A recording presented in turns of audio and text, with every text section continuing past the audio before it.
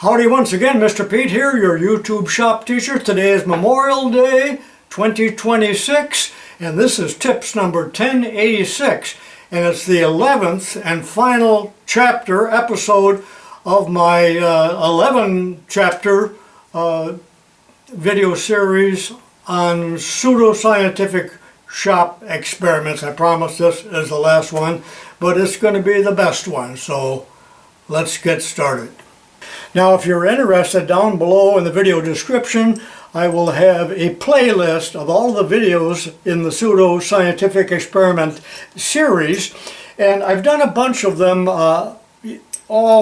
We've tested lubricants and different kinds of metals and different kinds of drills. Well, we're going to continue with the drills now, and I've got 3 different drills here. 5/16 diameter. One is a regular 118 degree common drill, and then I've got a 135 degree split point, and this one's called a vortex. I've never used one. It's brand new, and it was donated to me, and I thank you, Mr. Bernier, and that was just a few months ago. So they're all 5/16 high-speed steel. So we're going to compare the 3. And a little bit different. Now, I've already done it with torque. We checked the torque, how much twisting effort it took. I also did it with amps, with an amp meter. That was the last one, and that I thought was interesting. But in this one, I'm going to use a scale. This is a crane scale, and we're going to measure the amount of effort, the number of pounds of pressure that it takes to drill 5/16 holes in both aluminum and steel, and the RPM will be 1115 for both of them, even though they're different materials, and the feed rate will be 3 thousandths per revolution. So those are the constants. You may or may not remember a total failure video that I made, and then I threw it away. But I was checking the pressure of drilling just with an old bathroom scale. Remember, this is the toe jam scale. I got to wash my hands after touching it. Well, it wasn't accurate at all because it just bounced around and it was absolutely useless. Well, my friend Chuck up in Dearborn, Michigan saw the video and took pity on me.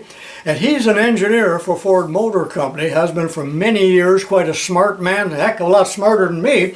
But anyway, he designed an apparatus, which I'll show you here presently, on which I will mount my vise, and in the vise the steel or aluminum, and the scale will go on the end of it, and we'll find out the number of pounds that it takes to drill. Now, why do we care? Maybe you don't, but I do, because if you've ever been under your car and you're going to mount a trailer hitch and you're drilling, and the chips are falling in your face, and your muscles are getting sore, and you're just miserable, and you want the best drill and the best speeds and all of that to minimize the effort. Now visualize that you have 100 holes to drill in a steel beam, and pushing the drill there is a very much of an effort because we don't have a drill press.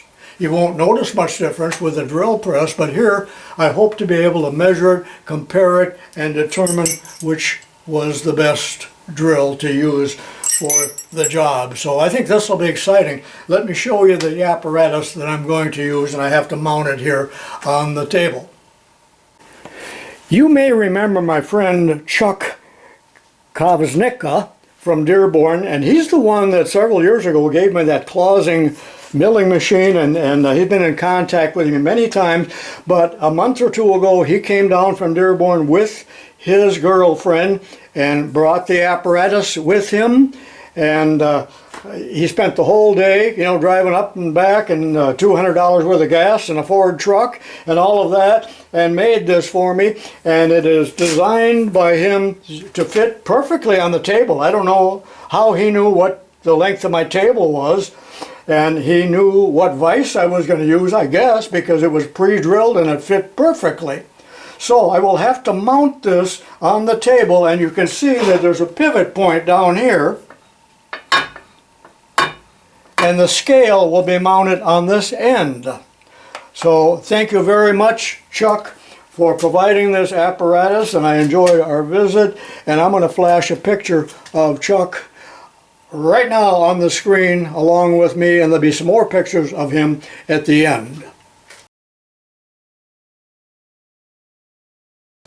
Well, this isn't bolted down yet, but I bolted my vise onto it, and as you can see, it's like a swing arm. So the scale, and he gave me the scale, which he purchased at considerable expense, and that's what it looks like. It's called a mini crane scale, and it fastens one end there and one end on the swing arm. And I'm going to position the camera so you can see the readout here, and it reads in pounds or kilograms. We'll be using pounds because we're in America. So let me bolt this down and I'll be right back.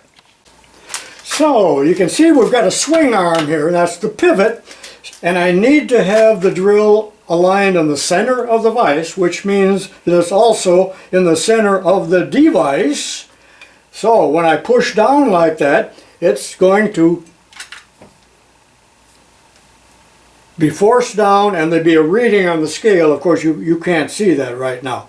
And yes, I know what you're saying. Hey, you're not going to get a true reading because it's swinging down here. You're right. We have to double the reading that I get here to get the actual pounds. You understand what I'm saying? What I mean by that? I hope you do. Okay, this is a dry run, and I've got the camera aimed at the scale. I got to zero it out.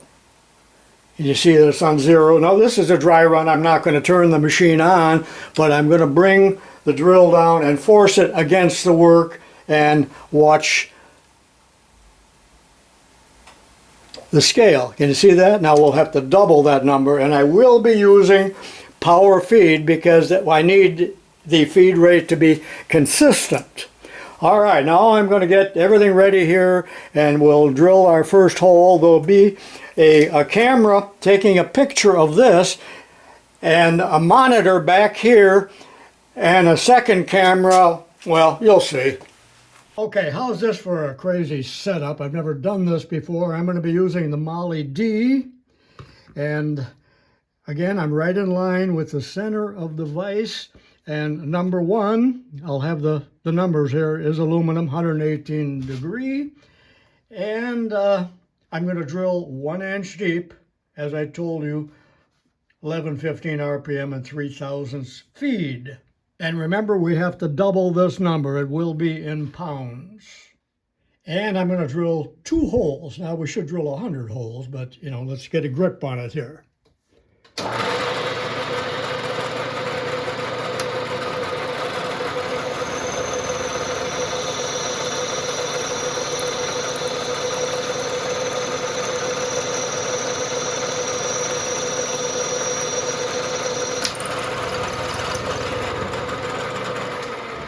Okay, I'm going to call that 56 pounds, but of course I will double it. Okay, here's number 2. I did not change the tag.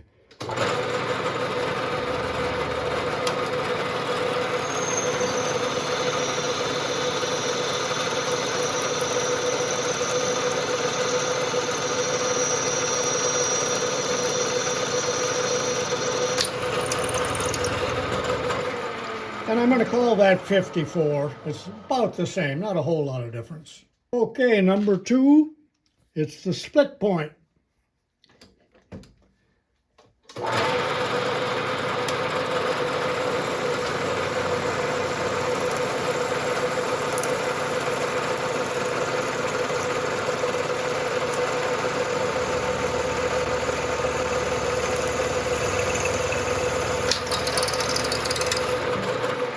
£32. Now, I thought the split point would be easier, but that's significantly different than the previous one.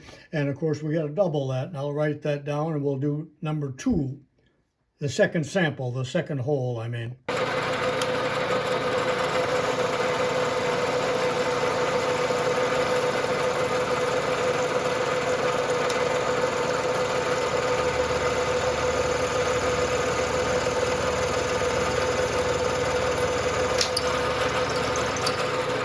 I'm going to call that 34 also, but we have to double it.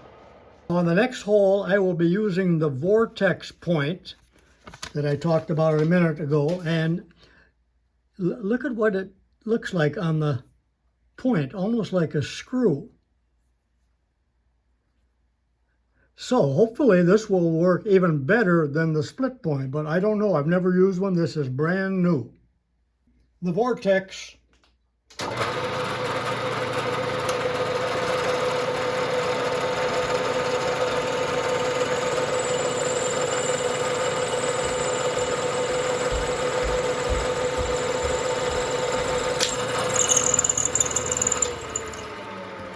I'll call that 25 pounds, but we have to double it.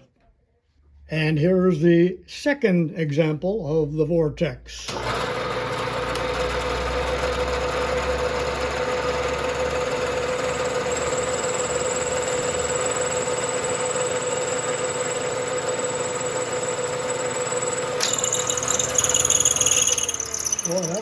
I'm going to call it 30.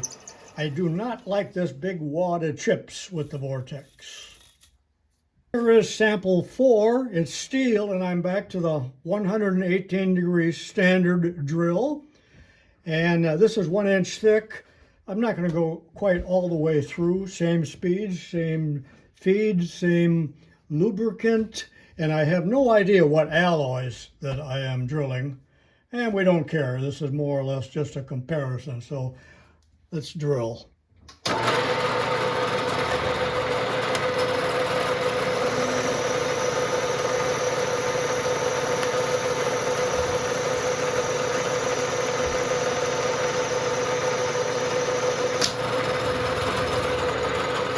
I'm going to call it 66 pounds because it was kind of bouncing around. It's hard to tell.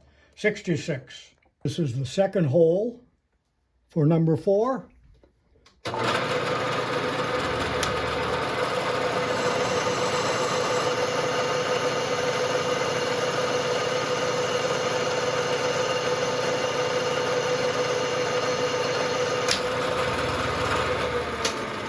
£66. Number 5, this is steel, and this is the split point. So we'll do 2 of those. I suspect that it should beat the previous one, which was 66.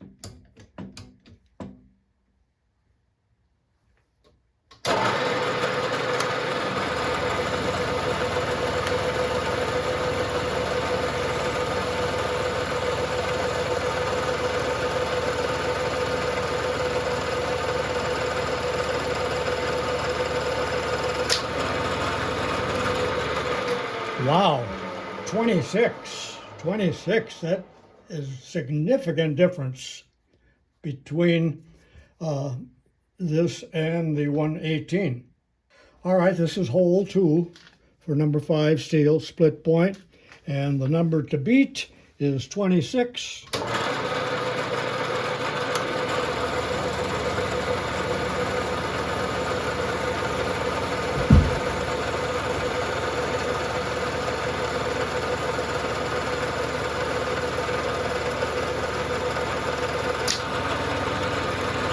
I will call that 26 also.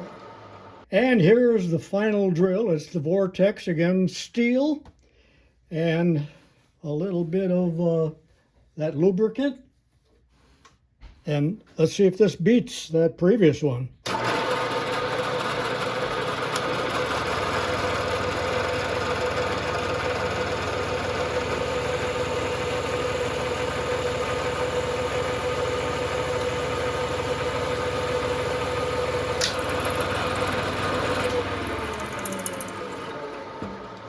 £27. Now, I'm not sure I had it zeroed out. Did I? I'll have to go back and look at that. But I'm going to call it, what did I say, 27, 26. Hole number 2 for number 6 steel vortex.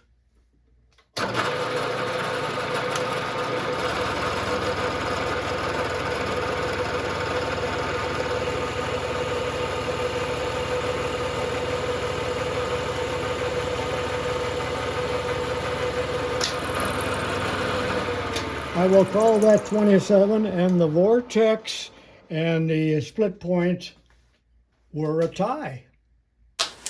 Well, I usually don't like my own videos, but I did find this experiment to be fascinating. The setup even more than the results, because that was kind of predictable. We knew that the split point should